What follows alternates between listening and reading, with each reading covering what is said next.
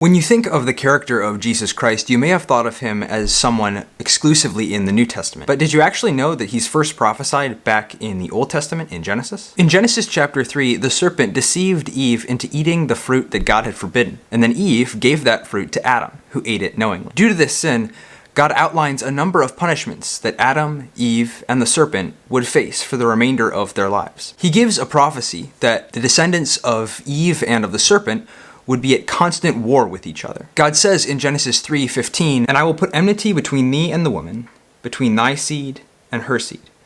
It shall bruise thy head, and thou shalt bruise his heel." And these two seeds represent two different ways of life that are outlined throughout God's word. The seed of the woman being those who commit their lives to serving God, and the seed of the serpent representing our sin nature that opposes God. And that word in Genesis 3:15 for bruise is actually better translated as crush. When you think of the idea of crushing the head of something, you can see that it would be a fatal injury, whereas crushing someone's heel is a serious but not life-threatening injury. Putting these pieces together, this prophecy foretells a time when one that's descended from Eve will deal a fatal, crushing blow to the power of sin, while sin will only wound the descendant of Eve. While Jesus Christ had the same sinful nature that we do, he never gave in to the act of sinning, which made his death on the cross a fatal blow to the power of sin. However, dying to sin was not fatal for Christ, as God raised him from the dead. In this way, he crushed sin's power over himself, living a life totally committed to God his Father,